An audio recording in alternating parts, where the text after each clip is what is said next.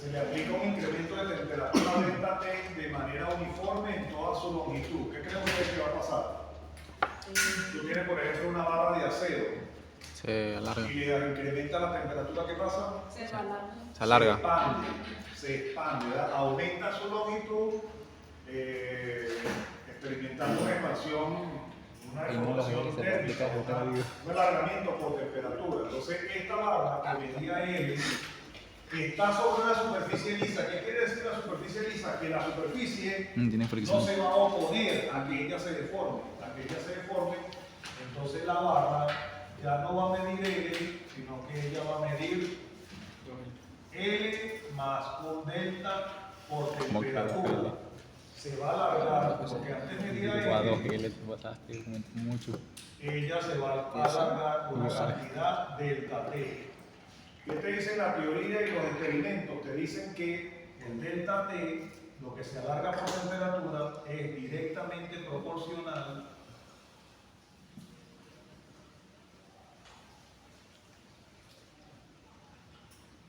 a L, a la longitud y al cambio de temperatura.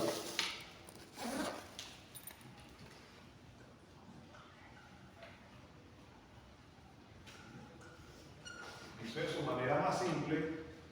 Ese alargamiento térmico va a depender o va a ser directamente proporcional a la longitud de la barra. Mientras más larga sea la barra, más largo va a ser el alargamiento térmico que experimenta. Y mientras mayor sea el incremento o la variación de temperatura, más largo todavía va a ser ese cambio de longitud. Entonces, la teoría te dice que el delta T va a ser un alfa que se llama coeficiente de dilatación térmica. Eso sería como la constante de proporcionalidad multiplicado por L y multiplicado por delta T. Ese sería el alargamiento que experimenta. Entonces, ese coeficiente de dilatación térmica es una propiedad del material que esté trabajando y se encuentra en las tablas del libro. En las tablas del libro al final te vas a encontrar, de acuerdo al material que estés trabajando, que si es latón, que si es aluminio, que si es acero, vas a tener un alfa, un coeficiente de dilatación térmica. Y entonces alfa por L y por delta T te va a dar tu alargamiento. ¿Qué pasa entonces si yo agarro ese delta T y lo divido entre L? ¿Qué estoy calculando ahí? Si el alargamiento yo lo divido entre la longitud inicial que tenía la barra. Esto es la deformación unitaria normal. Esta es deformación unitaria, vamos a llamarla así, térmica. Una deformación térmica, pero unitaria, al dividir delta T entre L. Entonces, esto es lo mismo, si yo paso la L dividiendo, es lo mismo que el producto de alfa por delta T. Alfa por delta T va a ser igual a esa deformación térmica. Pero resulta que tengo deformación térmica, la deformación térmica va a ser diferente de cero, pero el esfuerzo térmico en este caso va a ser igual a cero. ¿Por qué? Porque como él se deforma libremente, no hay nada que se le oponga a la deformación, no se va a desarrollar ningún esfuerzo en el material. No se desarrolla ningún esfuerzo, a pesar de que sí tiene una deformación térmica, no va a tener esfuerzo. El esfuerzo va a ser cero en este caso particular, ¿verdad? No hay esfuerzo, pero sí hay deformación. Es una paradoja, es algo extraño que no estamos acostumbrados, pero eso ocurre en la deformación térmica. Si la barra está libre de deformarse, ella se deforma e internamente no van a aparecer ningunos esfuerzos. ¿Dónde está el problema? Cuando tú restringes la deformación de esa barra. Si tú no le permites que se deforme, ella va a tratar de alargarse y al no poder alargarse, entonces va a quedar sometida a un esfuerzo sin presentar deformación. Sin presentar deformación, entonces sí va a tener un esfuerzo. Si agarramos esa misma barra y la incluimos o la metemos entre dos apoyos fijos A y B, la barra sigue midiendo L, y le aplicamos uniformemente el mismo delta T o el incremento de temperatura. Ella va a querer expandirse, pero las paredes no la van a dejar, y la barra, si tú le aplicas el equilibrio, la barra va a quedar sometida a una fuerza de compresión, va a quedar sometida porque al tratar de expandirse y las paredes no dejarla, queda sometido a una fuerza de compresión. Tú picas y aquí vas a tener un esfuerzo, vas a tener aquí un esfuerzo normal, aquí está la P y aquí está el esfuerzo. Este va a ser un esfuerzo térmico igual a menos P entre A, porque recuerden que el área A es del menos P entre A, pero como aquí el delta T vale 0, la deformación térmica también va a valer 0, pero ahora el esfuerzo térmico es diferente de 0. Va a haber un esfuerzo térmico sin presencia de deformación, porque las paredes no dejan que la barra se alargue. Al no haber alargamiento, no hay deformación, pero sin embargo, al quedar esto sometido a dos fuerzas iguales y contrarias de compresión, sí va a quedar sometido a un esfuerzo térmico. Pero ¿qué pasa si yo te digo, calculen esa P, ¿cuánto vale? ¿Qué harían ustedes?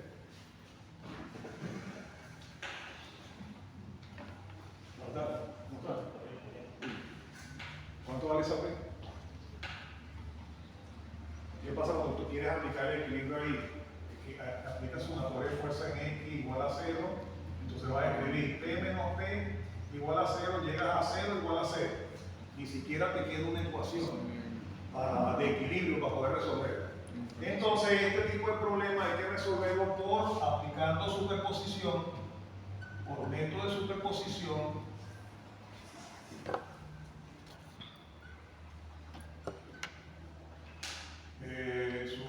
Superposición. Tú tomas entonces una redundante, la redundante en B, retiras el apoyo B, retiramos el apoyo B,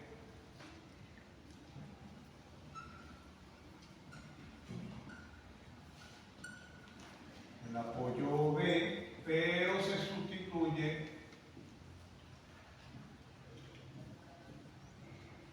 por una fuerza desconocida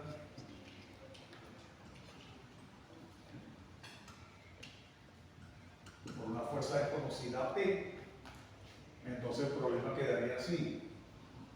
Está la barra con el extremo A fijo, le aplicamos uniformemente, en toda la longitud se le aplica uniformemente el incremento de temperatura, pero aquí, para no alterar el problema, como quité el apoyo B, lo sustituí por una fuerza desconocida P. Y esa barra no se va a deformar, tiene que quedarse de la misma manera como se queda la barra en su situación original. La fuerza de reacción en B, que es la fuerza P que estoy poniendo como desconocida, tiene que generar la misma deformación, el mismo estado de deformación y de esfuerzo sobre esa barra. Entonces, ¿esto cómo se resuelve? Con un problema inicial. ¿Y cuál va a ser el problema inicial? A la barra yo le permito que solamente actúe la temperatura, nada más la temperatura, y ella va a experimentar un alargamiento por temperatura. Ella mide L, le apliqué la temperatura, recuerden que el punto A y el punto B quedó libre, pues ya estoy aplicando el problema inicial. Aplico nada más la temperatura, solo sometido solo a la temperatura, al cambio de temperatura. Y le superpongo el problema complementario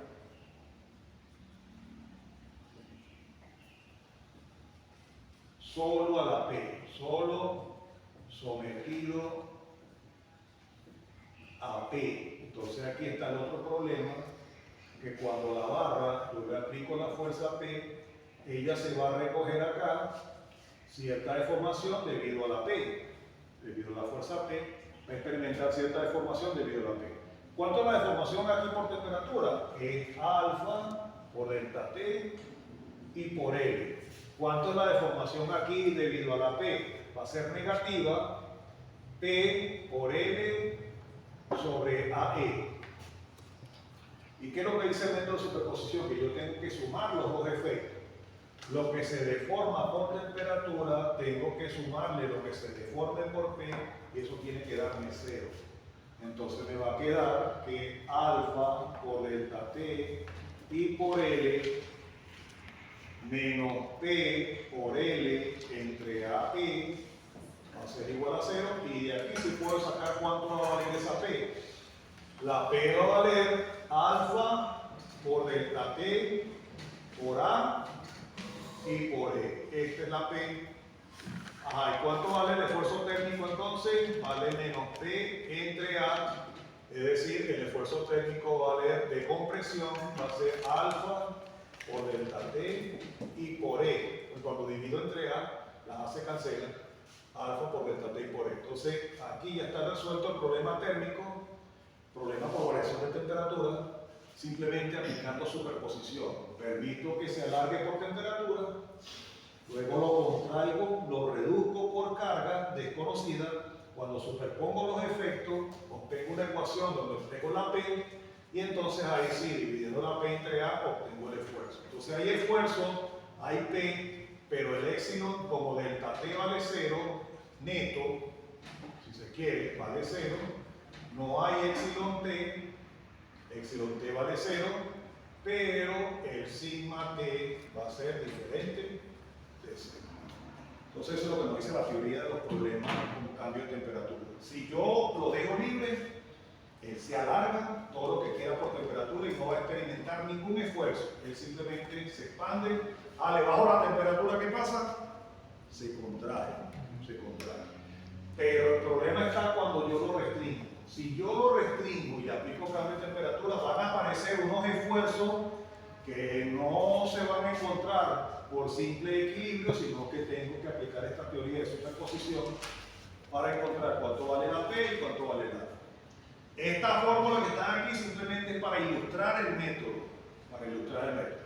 Ellas serían aplicables solamente si está con una sola barra de longitud L de un solo material, una sola barra. ¿Pero qué te voy a poner yo? Te voy a poner varias barras.